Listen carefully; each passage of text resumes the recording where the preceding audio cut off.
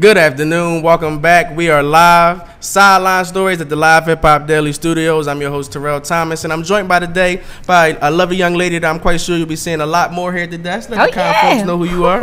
What's going on, y'all? My name is Bria Janelle, and I think it's safe to say they call me the voice of Atlanta basketball, AEBL Hoops in-game host. So we rocking and rolling with this cool guy right here, man. It's going to be an exciting show today. Now, we got a lot to talk about tonight. Kyrie Irving was in town tonight. Yep. He picked up a big win for his Boston Celtics. So we're fresh from Phillips Arena. We're about a mile away from Phillips Arena right now. We just saw the Boston Celtics move on to a record of 9-2 after defeating our now 2-9 Atlanta Hawks tonight, 110-109. So before we actually break down tonight's games, let's talk about some of the numbers and break down what went down tonight. Okay, so I'm going to take the Hawks, all right? So interesting numbers that kind of stood out to me and kind of looking at the statistics. We saw Marco Bellinelli. I think he played, big tonight, 19 points in 26 minutes of action. And then another number that jumps off the paper to me was Dennis Schroeder. I thought he had a quiet night tonight, but he finished with 23 on the game in 35 minutes of action, so it wasn't so quiet after all. I think it's interesting to watch today, or to see today, that Tyler Dorsey didn't play. Coming off of last time they played at home, Dorsey had 10 points in 17 minutes of action. And he, seemed to be that spark off the bench. And then we also got a chance to see that one, two-man game with him and Isaiah Taylor, which I actually really like, because I'm like, we're building for the future, we're working, and so to see them, it's like, I don't know what happened in that. I mean, I think he could have applied a little pressure on him. What are your thoughts on Isaiah Taylor? I've been pretty impressed with the play of that young gentleman so far this season. I think he's playing like a I don't want to go back. He's got that I don't want to go back mentality. And I like it. I think he's a hungry player. I think he's a nasty player. I think he's willing to, kind of get up. Get up and, as old school say, in your grill. You know what I'm saying? Like, I think, with some grooming, I had a chance to talk with Coach John Lucas the other day, and he said a very valid point. He said Isaiah was in Houston, and we let him go. So he said he plays with a chip on his shoulder, and I like him. I think that he can be, a good fit for the Atlanta Hawks. But then it's like, okay, so where do you divide those minutes? Because who's coming off the bench first? Is it him? Is it Delaney? Even we saw today where they put the three-man point guard. So three-man point guards in. So you had Schroeder, you had Delaney, and you had Isaiah Taylor, which I thought was a very interesting mix because it goes small ball on Boston.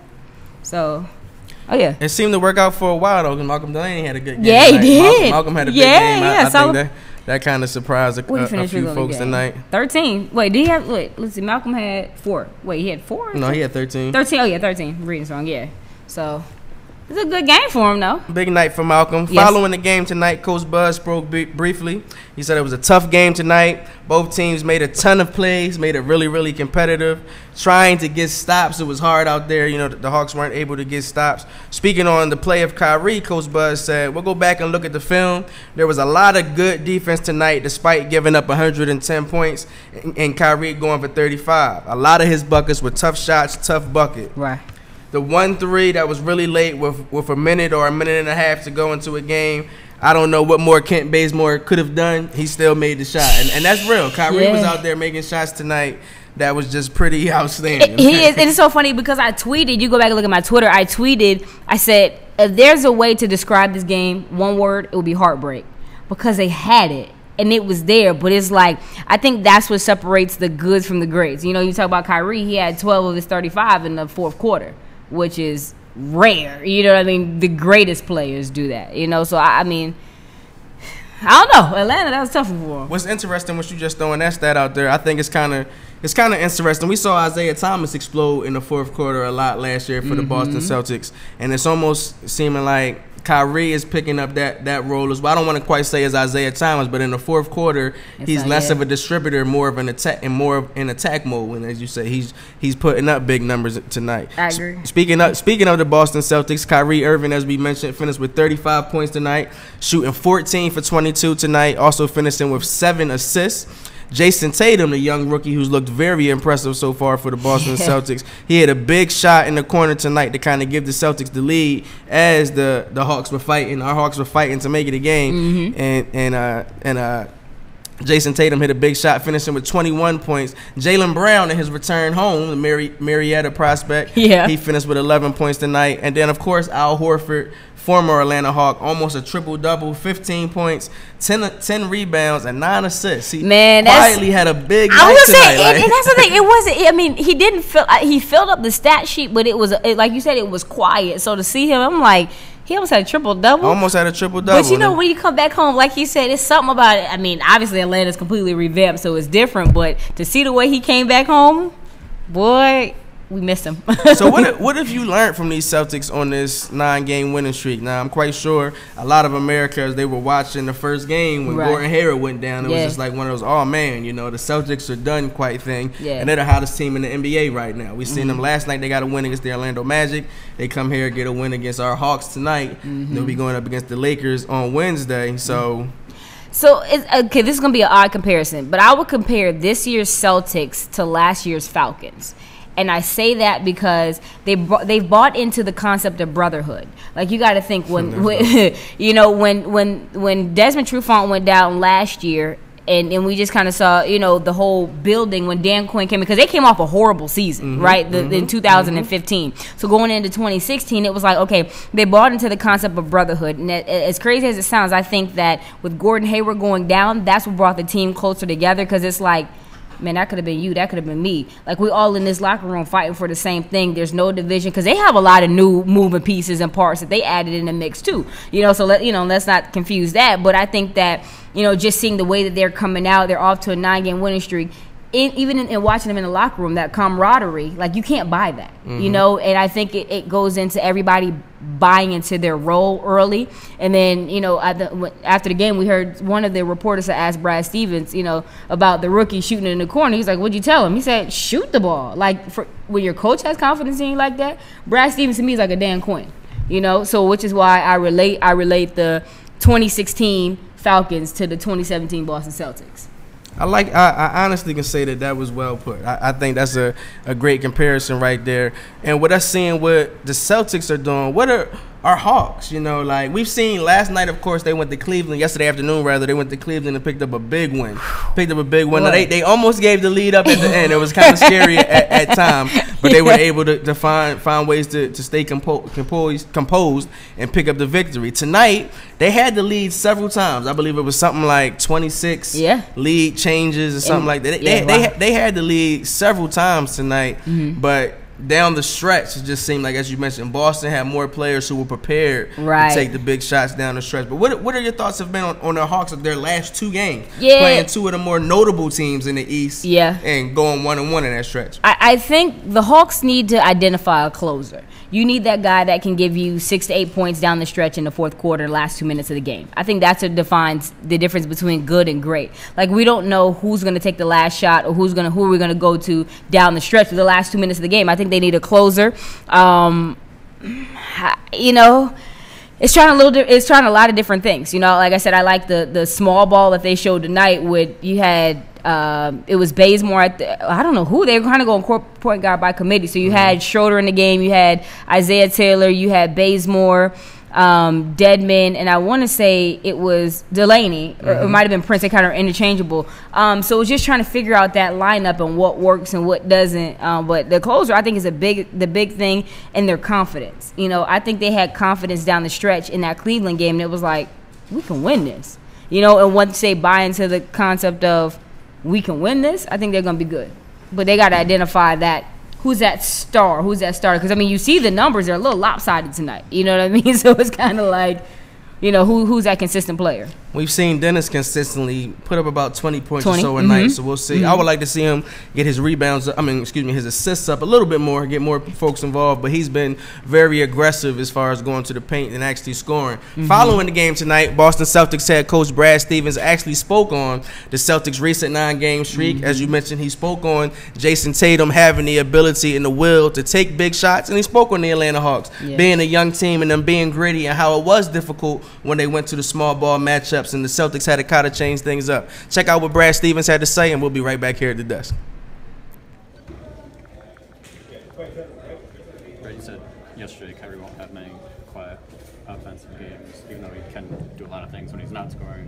What does it do when he does have games like this? Well, yeah, when you're coaching against people, I know I always look at this box score game before, and if they really struggle and they're really good, that's a scary sight, because you know that guys like that don't have quiet nights twice in a row very often. He made huge plays down the stretch, obviously, yeah, I thought he not only made plays, but he made a lot of right reads too. Coach, what about Jayson Tatum too, hitting that big corner three? I think he hit 3 from that corner in the second half. We did a good job of kicking it across to him. Marcus Smart made a nice play, and when they really sunk in after Kyrie set that screen for him. So I mean, you know, we're going to need everybody to be ready to take advantage of their opportunities and times. And you know, Tatum's threes were huge, Shemi's threes were huge tonight, and I thought that obviously Kyrie's play, you know, scoring the ball was pretty incredible. Coach, in talking about Shemi, it seems like he's just getting more and more comfortable and confident with every single game. Yeah, right now, I mean, he's still young in the league, but he can do things really well. He can catch and shoot, and he can guard 5 positions. And so that's pretty unique, the 5-position part. And so I think that, you know, he's got to find himself in the game a lot, you know, when we need stops or if things aren't going our way defensively. And he's done a good job thus far. Brad, you seem to get a little upset early in the third quarter. Wasn't enough movement, I'm guessing, or? Well, you could see in the first 2 possessions that it was going to be a little bit more of the same. And we just, you know, I felt like that game could have gone either way at that moment. And you know, credit them for that. They're making great plays, and you know, we take a 10-point lead, and they come right back and take the lead from us. And you know, that's NBA basketball. It's hard to win. What was it that bothered you at that point? Was it? I just thought it was 2 possessions that weren't very good, and so you know, it was time to just kind of. We have 23 minutes left. Let's play the right way. Teams haven't really scored on you guys like this, especially during this streak.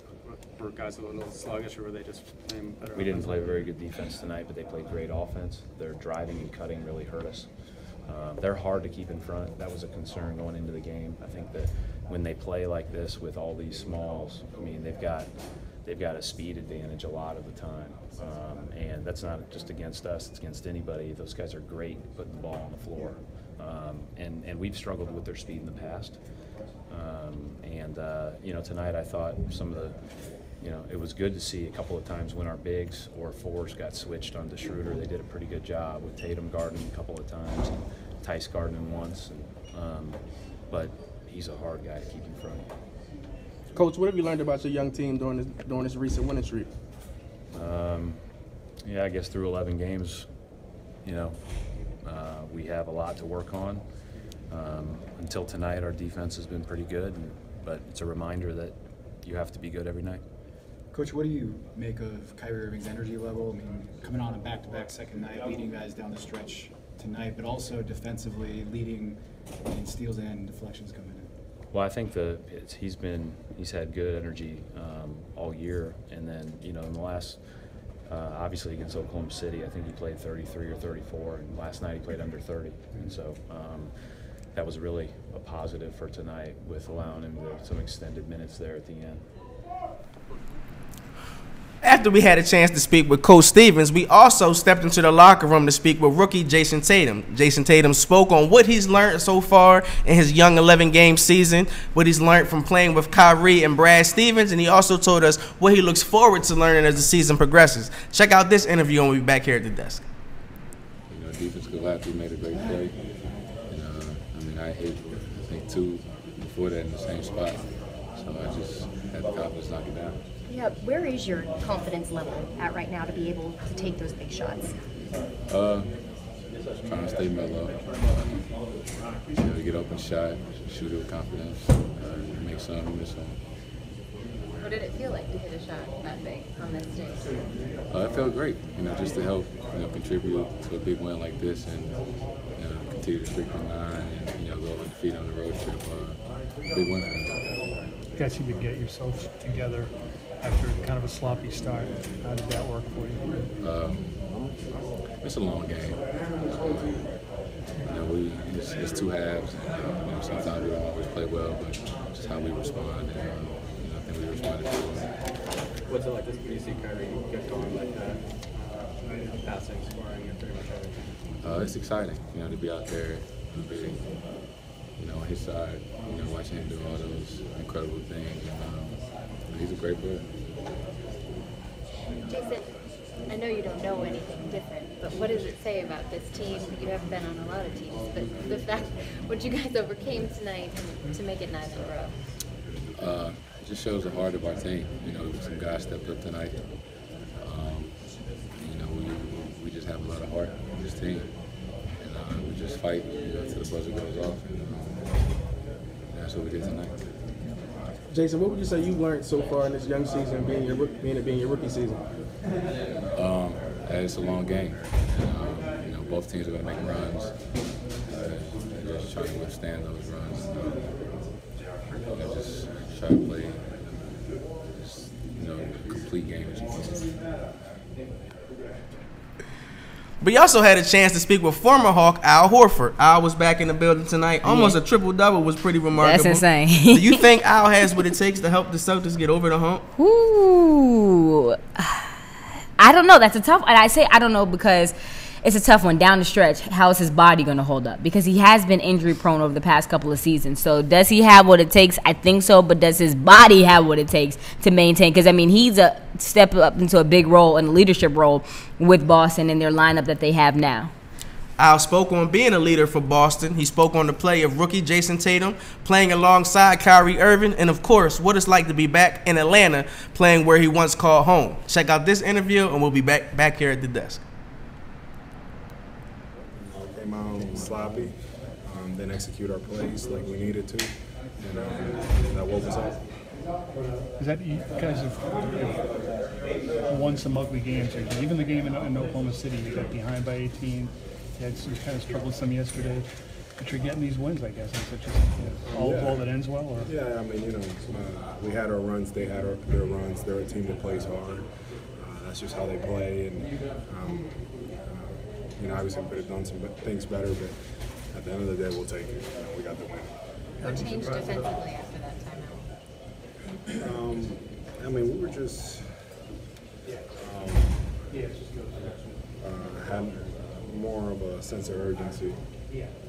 For whatever reason in the third, we usually come up pretty focused, and right from the beginning, coach didn't want that to drag out, so he stopped it quick, and it was the right thing.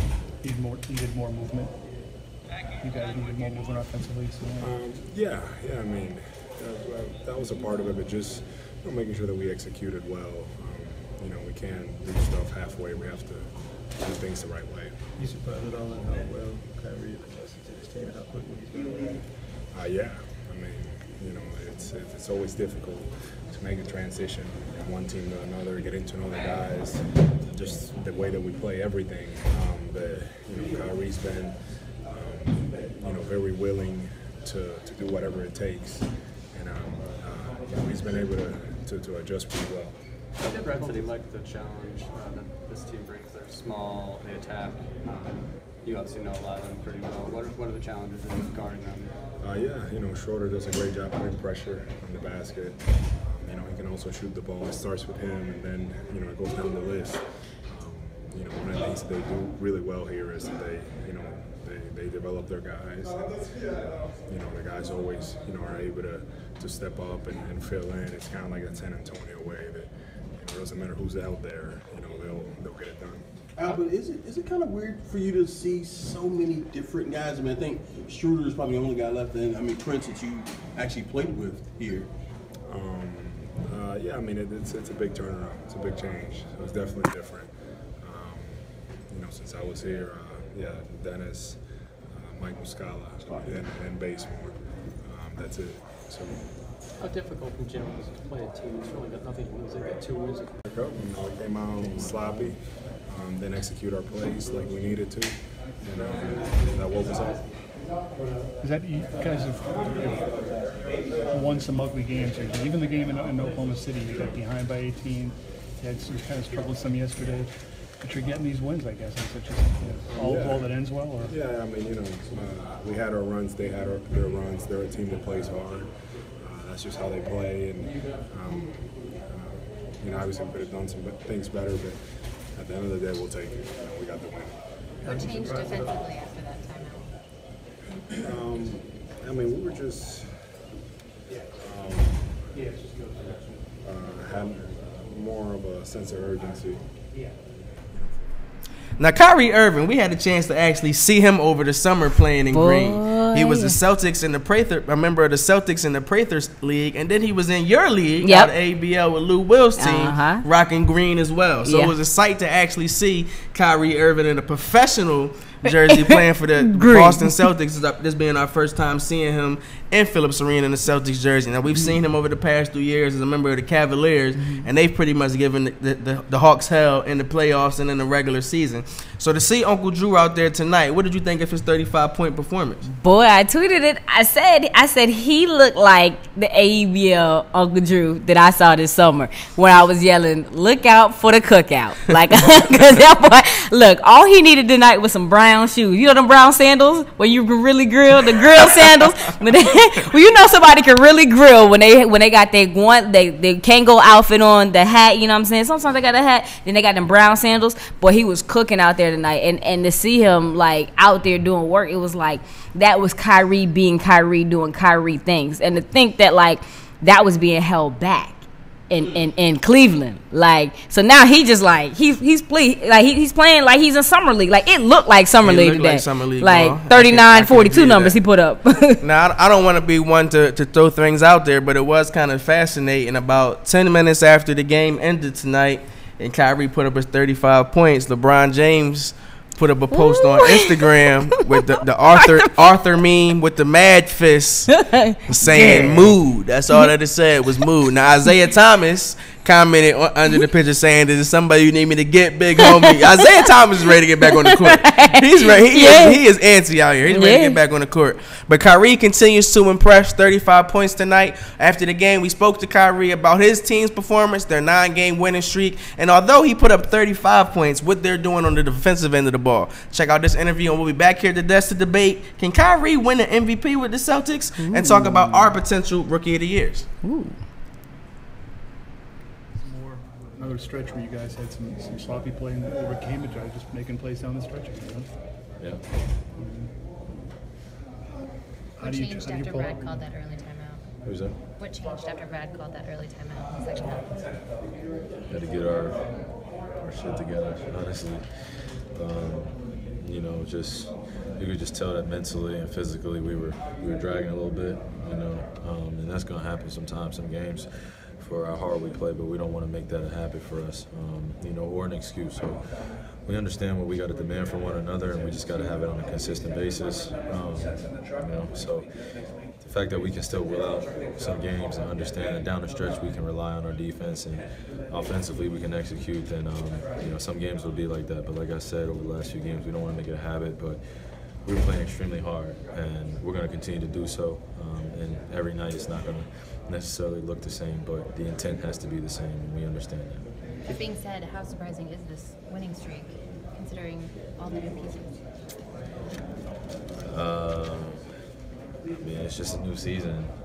It's probably just unexpected, more or less, because of all the input everyone had in going to the season in terms of what they thought this was going to look like. And the only thing that really matters is us handling, just our preparation, understanding the trust that we continue to build from one another, and the expectations we have within this locker room are reality-based, and we know what we want to accomplish, but it starts taking every moment.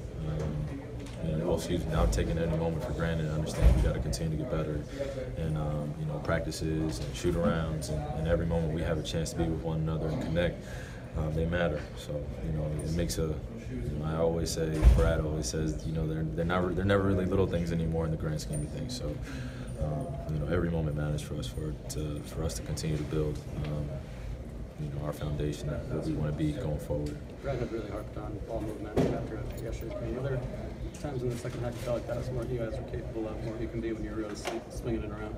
Oh yeah. We got guys that are able to collapse the defense. So it's just I was once in that position of being a young guy when I first came to the league, of, you know, going to the lane and 3 guys converging on me and still wanting to finish, you know, layups. And, you know, we have the ability, but where we become next level team is being able to collapse the defense and see the weak side. And, you know, it's gonna come, but as long as we continue to trust the system, offensively and defensively, it'll come. Is that what you were enjoying out in the second half? You made a couple of shots, and all of a sudden the passes were there, you know, open guys. So. Yeah, man. It's a beautiful game when it's played the right way. So it's not going to look good every single possession, but you got to be able to just move on to the next play. I understand that better than most. You know, some passes are not going to get to the next guy. Some guys are going to go one-on-ones, and it's all a respect that we have for one another, and the individual talent that we all have and we all share. So collectively, we all just got to respect each other's space and just be ready to make the extra pass. We'll be fine. Kyrie, 35 points for you tonight, but during this winning streak, can you talk to me about your team's defensive efforts? You guys have been really stepping it up on the defensive end of the ball. Yeah, I mean, well, we had some breakdowns tonight, especially down the stretch, but I feel like we've been doing a great job of locking in terms of our preparation and coming out and make sure we're executing at a high level. So we just want to keep that up as much as we can, and every single night, knowing that we have a game plan, we want to execute it. Kyrie, another clutch performance. 11 games in, back-to-back, second half of back-to-back. How would you rate your energy level, your stamina after going to a plant-based diet and working through that in your first 11 games of the season? How have you rated it? Are you asking about my diet? Yeah. Or are you asking about my play? Both. How would you say it affects your energy or just your play and activity level? I think we can credit that in the win column. So, lost the first 2 games. Last 9 games, haven't changed any diet. I don't plan on changing anything in my diet. So it's been working out for me great so far. Appreciate you. Things together enough where you're getting in the lane, you're comfortable enough throwing the ball to a 19-year-old kid in the corner for clutch shots. Absolutely. Absolutely, man. That's elevating, you know, my teammates. That's elevating the guys around me, understanding that if that pass isn't made, then, you know, it could be a different outcome. And, you know, being with these guys in this locker room and continue to develop incredible relationship with them every single game, you know, every single practice, off the court, that pass has to be made, and he has to shoot it. If he doesn't shoot it, then I'm gonna be right in his face telling him that he needs to fucking shoot it. Excuse my language, but you know, he's got to step up, and everybody in this locker room understands that they got to be great within their roles. So that's a knockdown. That's a knockdown right there for him, and I'm glad it went in.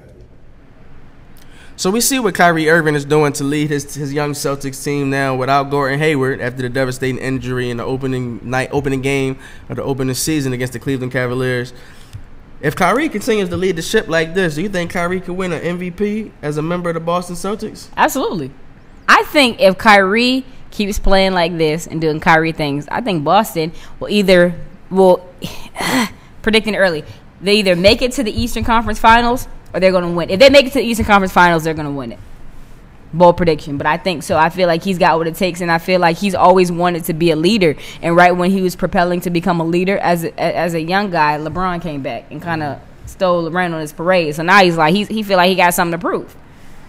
I agree with you 110%. I actually had the Celtics in the Eastern Conference Finals. This was before the injury to Hayward. This was early, preseason predictions and stuff. Mm-hmm. I had the Celtics in the Eastern Conference Finals against the Cavs, and I had them actually beating the Cavs and going on to play the Warriors. So I was predicting this was with a Gordon Hayward. Okay. I also believe now too. I think Danny Ainge is going to surprise us and pull another trick out of his hat before the trade deadline. Something, of course, to shake up things a little bit. So what is Boston missing though? Like, that's a question, because they got the big man with Anthony Al. Davis. Woo! That's who it's gonna be a tough pull from New, but I think they're missing a player like that, someone, a Boogie Cousins. Like, I think he's gonna make a splash. We have a lot of debates outside of basketball. Outside of the desk and being at Phillips Arena. That's why I think it's dope to actually have you here. And I know we would laugh and joke a lot about the play of some NBA stars, and their summer league pro-am and how we see some of their trends and habits from the NBA, whether it be lack of clutchness, not being able to hit the big shot down the stretch. We've seen that with several players. I'm not gonna say but we've seen that with several players in the NBA. So I think that as well. He's a phenomenal talent. You know, we saw him win a championship at the collegiate level. Yeah. But I don't know if they're going to be able to win a championship with him as the focal point, as the big man. And see, that's hard because, like, as you're saying that, it's like, I feel like we're losing our style of big men. You got to think about it, because it was the era, like, before the era that we were in now. You got to think about it, like, even taking it back to, like, the Wilt days, right? So, like, a lot of, when Wilt Chamberlain was a big man, you know, and Dr. J and all those guys, they were tall and lanky, right? And then we went to, okay, well, they need to get bigger, faster, stronger. Then we went through to the era of Shaqs and Dwight Howards. But I feel like now we're going back to that bigger, faster, stronger, lankier, post players again. Because you got to think about it. All these post players are stepping outside to shoot the three. If you can't shoot the three, you're not a threat. I mean, you look at Dwight Howard. He was working on his point guard skills during the summer, you know, which says a lot about the level of the big man. I think chemistry is so important in Boston, and I think that's something that they're going to protect. Anthony Davis would be a good fit. I wouldn't do a DeMarcus Cousins, but I'm trying to think of what other big men can kind of complement, you know? The only reason I threw those two out there as well, because I know those are cats. I know Anthony Davis recently signed an extension, but we still kind of hear his name floating in trade rumors. DeMarcus Cousins, his contract will be up soon. He'll be a free agent. We hear his name in a lot of trade rumors. Could he be going to Cleveland? Will he possibly be a member of the Lakers? So I just think with Danny Ainge will sit back and look at that and say, okay, I still got these picks sitting around. Marcus Smart's here, who I think he's going to be gone, because he's not. Really? Yeah, because he's a restricted free agent. They didn't, extend his deal, so he'll be out. I think. Here's the thing. I feel like going back to if they had to pick up another piece, I'm going to look in Philly's pot and see what they have. Think about all the big men they have. Or like a Karl Anthony Towns would be a good fit. You know, they ain't letting him go. I know. But you played a great point in Philly. I would wonder, why would you not go after Okafor? We're hearing a lot of rumors about him possibly. Or even Simmons, though. Oh, no, they're not letting that boy. I mean, I'd like to see a Ben Simmons. I mean, he's too talented. That cat is too talented. Okay. But speaking of a Ben Simmons, I know another thing we wanted to speak on is Rookie of the Year. Yeah. Who do we think could be our Rookie of the Year so far? And I think the Sixers ain't letting him go, because he may be a Rookie of the Year candidate. I'm gonna give you my feedback on it, right? So I feel, and we had this conversation before we went on air, I feel like the Rookie of the Year is the most pointless award that the NBA has to offer. Explain why. And I say that because if you are the #1 draft pick, that means you are the best person in the world coming out of your class, because you're drafted #1.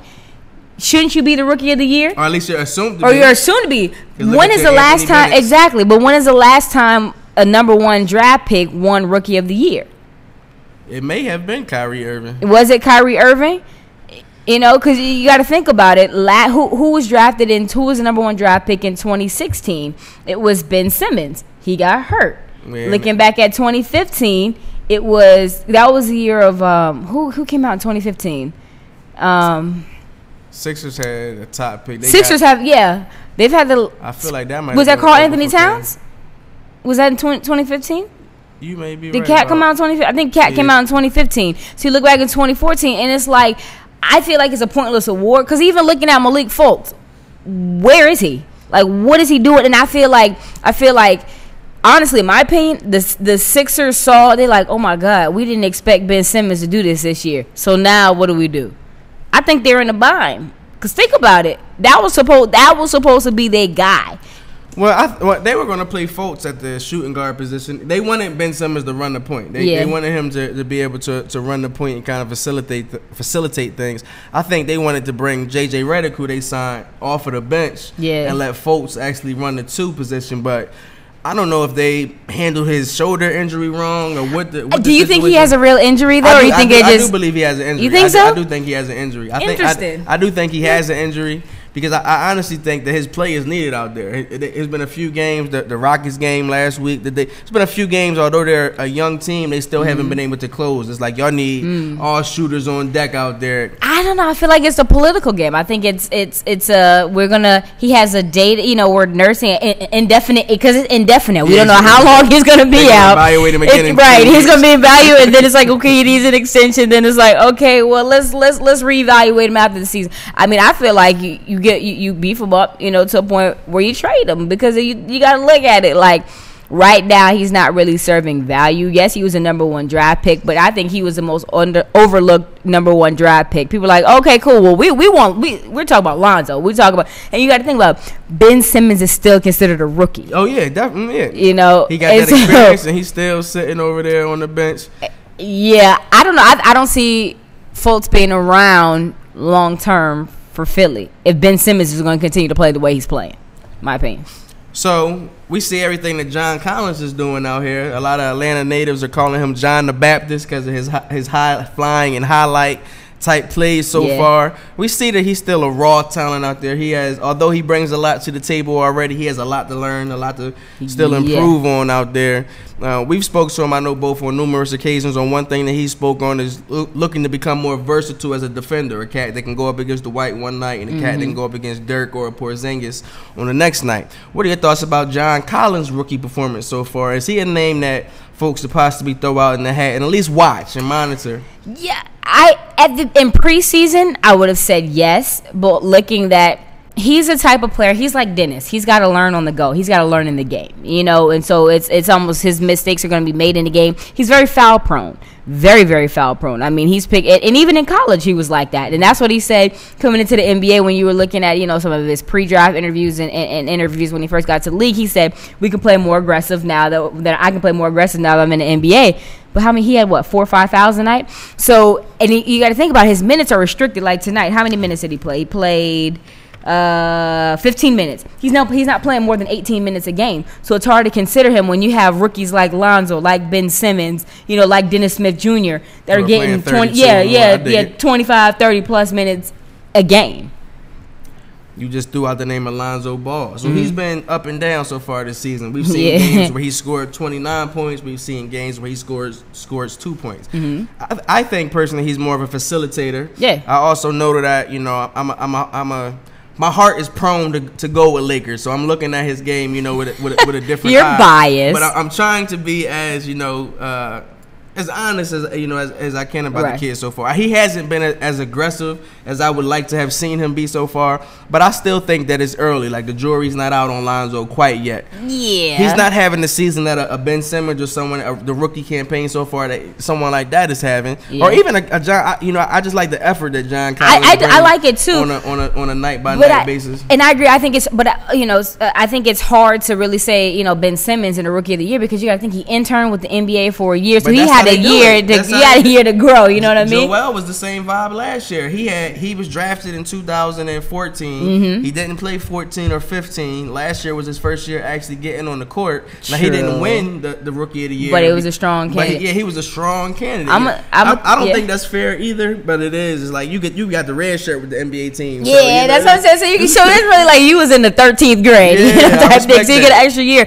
I think if I had to throw a Rookie of the Year candidate out there, I'm going to go with Dennis Smith Jr. And I say because he's really been the most versatile player, I think, personally, that came out of the draft. I mean, he can jump out the gym. He's a facilitator. He's a point guard. His team relies on him. You know, the Lakers have Lonzo, but they're like, oh, but we still got Brandon Ingram. You know what I'm saying? Like, you can learn his system. Lonzo needs about 20 more pounds on him of muscle. And then I think we can start talking about the legacy of Lonzo Ball. You know, and I know your heart's with the Lakers, but I think immediate. I agree with you there. The immediate, I would say hands down, Dennis Smith Jr. for Rookie of the Year. You know, I'm loving where I stand right now because we live in Atlanta, so we're able. You know, we cover the Hawks game. God has blessed us with that ability. We get to see John Collins. I like what he's doing so far. I'm a native of Philly, so I monitor the Sixers and see what they're doing. I like what what Ben Simmons is doing, and then of course, as you mentioned, my heart is with the Lakers. So to see what, you know, it's a lot of these three programs that are kind of dear to me. It's like, okay, there's a future growing. I got to give some love to the cat Kyle Kuzma. He's been looking, he's been looking better than Zoe so far this season. He's been balling. A young rookie out of Utah. He's looked pretty well so far as well. Let's look around the NBA right now and see what's going on. Now, there were only 3 games in the NBA tonight. Of course, we spoke on the Atlanta Hawks and Celtics already. If you just tuned in not too long ago, the Celtics picked up a big 110-107 win over our Atlanta Hawks today, extending their winning streak to 9 games. Currently 9-2, the best winning streak in the NBA right now. As we see, the Brooklyn Nets were on the road in the West Coast tonight out in Phoenix. They took on the Phoenix Suns.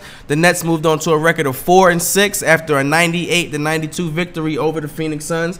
Now, those are two young teams that are coming up as well in the NBA. D'Angelo Russell, former Los Angeles Laker, who was traded to the Nets. As we see, he had 23 points, but a game high 13 of those points came in the fourth quarter. So he was pretty much lights out. He's known to let it be known he has ice in his veins and things of that nature. What are your thoughts on the Nets and the Suns so far this season? Well, I think Brooklyn's kind of that consistent, inconsistent team, if that makes sense. They're going to give you, the games that you want to see. Until I see some consistency with Brooklyn, I'm not sold on them.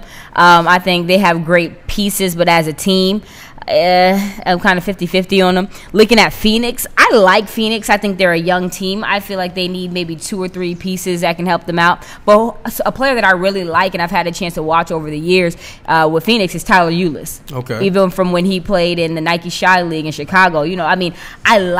I like the way he plays. I like his game. I tend to think, and this is probably biased, he's small. He's a smaller guard. He is a small guard, but you know what? He can get away with it because of Isaiah Thomas. Isaiah Thomas set the standard for this era of smaller guards. So, yes, he's small, but you got to think he came from almost a pro system and being in Kentucky. So, if it worked in Kentucky where, they had a phenomenal, couple of seasons because he played. How many years he played? Because I don't think he was a one and done. I think he did too. I believe 2 years. Did too. Yeah, and so I feel like he's very effective. He had a couple of 20-point games last year playing, and I just like the way players from Chicago ball. They just have a different knack to in the aura way that they play. So yeah, he's a smaller guard, but like you see tonight, 24 minutes and 5 points. Yeah, but what did he do on the defensive end? Like, if you're a small guard, if you're not contributing on an offensive end, your defensive end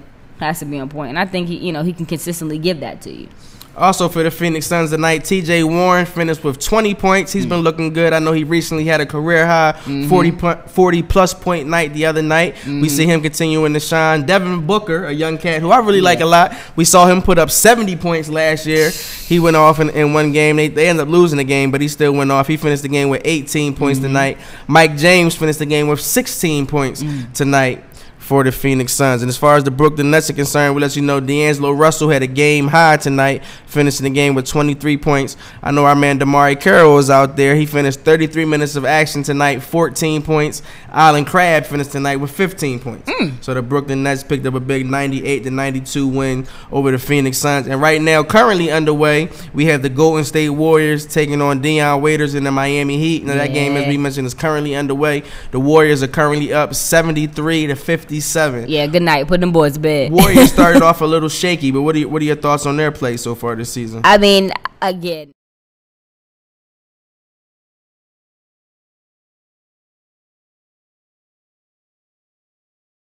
but they're going to figure it out. You've got a coach who doesn't really need to coach. They got a system in place that they have figured it out, and it's just kind of shaking off the championship.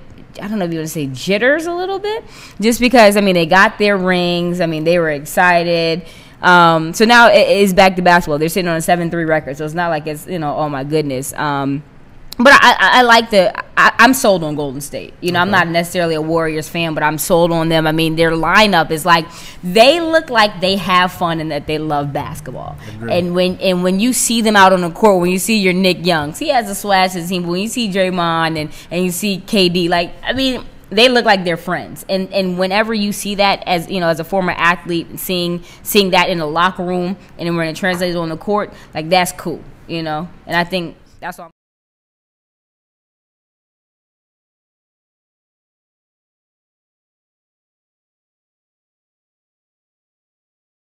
For the Golden State Warriors is Kevin Durant with 16 points, and they just scored another basket. So at the end of 3, they're up 75-54, moving on to the fourth quarter. So I'm quite sure, that we might not see too many of their starters playing in that final quarter out in the Bay Area. As we look forward, to the next few games with our Atlanta Hawks, they'll be on the road for the next few games. They'll be facing the Detroit Pistons on Friday.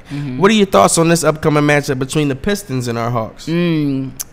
I think when I was looking at the schedule, I had a conversation with somebody, and I was like, how many games realistically can the Hawks win in the month of November? And they've got a pretty tough schedule. If you think they started They had Cleveland. Well, even taking it back to last week. So they had opening weekend. They had Denver, and then they had who was it? Denver, and then we had Milwaukee, and then it didn't get easier for them. They went to Cleveland.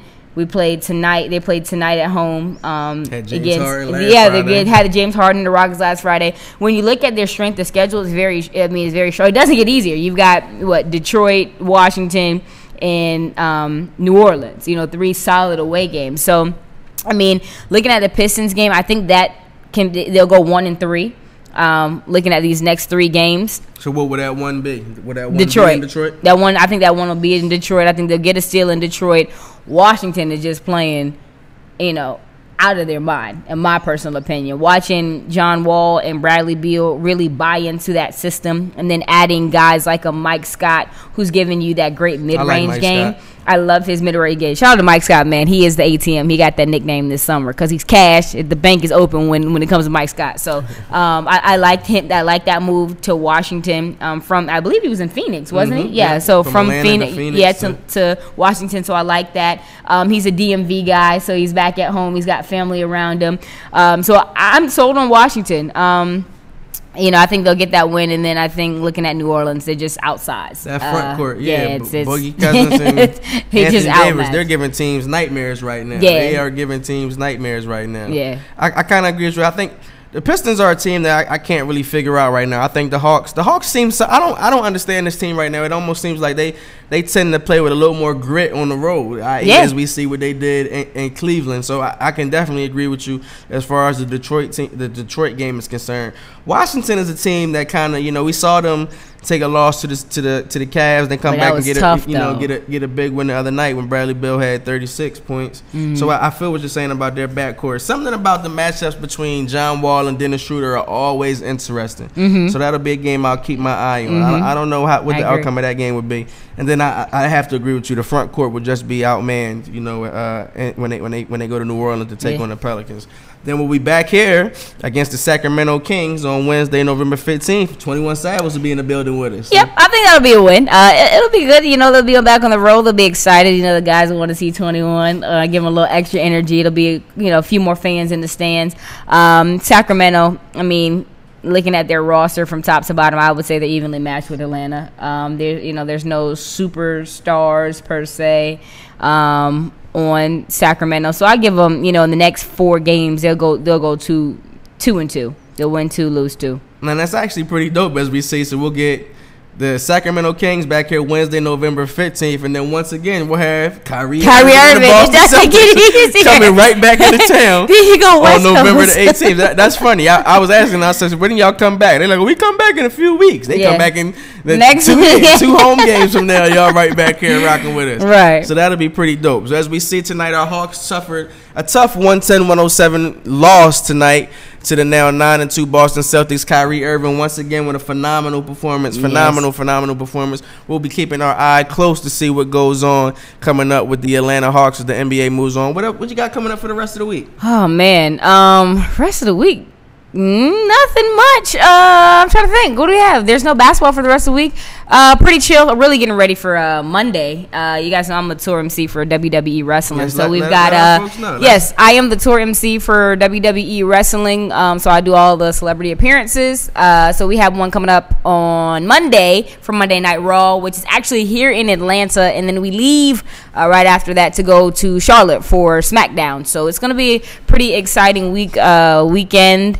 Or next week, I should say, and then right back here on Wednesday for Hawks basketball. So this weekend is pretty chill, but Sunday, Monday, Tuesday, little hectic, but it's a good thing though. So. As people look forward to keeping up with NBA action and WWE action via you, let them know how they can follow you via social media. Yeah, follow me at I am Bria Janelle, IAMB as in boy, RIA Janelle, JAN as in Nancy, ELLE. I am Bria Janelle. Hit me up, man. I love to talk sports, as you guys can see. Me and this guy go back and forth all of the time. Yeah, so follow me. Make sure you guys follow WWE Cricket Nation. Yeah, so that's it. I had to throw that out there, man. So yeah, that's about it. It's dope to have you here. I appreciate it. Thank you for having me. I know. I get to sit at the desk. Long overdue. Don't we look like Michael and Jamel? I will say this, folks. I've been covering the Hawks for some years now, and there was one person when I was buying tickets before I was actually granted access to cover Hawks games, I was buying tickets to try to cover Hawks game. There was one person that I was calling like, hey, so where's section? Or I will walk over to the media base and see, and it was you. So it is dope to see how now, you know, I'm able to sit in coverage, you know, and we have for years been talking about basketball and different sports. So I appreciate it. I truly appreciate I'm in your home today. I like this. I appreciate you coming through. Shout out our man H. He had to handle some business. D Digital, GQ Digital, doing what he does back there, keeping the program in tune. We'll be back. I don't know. We normally only do shows on Hawks home games, but the Hawks will be on the road for a little while. Friday night don't have a lot of action, so maybe Friday we'll be back here Friday at 11. I'll keep you posted via social media on that. If not, we will definitely be back here next Wednesday, November the 15th. But 9 times out of 10, you'll see us on Friday, November 10th. We'll highlight actually what the Hawks are doing on the road. I think we'll go ahead and keep that going. We don't want to stay away from the folks for a week. We don't want to stay away from you guys that long. We appreciate you tuning in. As always, stay tuned to everything we have going on here at the Live Hip Hop Daily Studios. Quite sure you'll be seeing a lot more of this young lady joining us at the desk. Have a great night. Peace and blessings. Peace.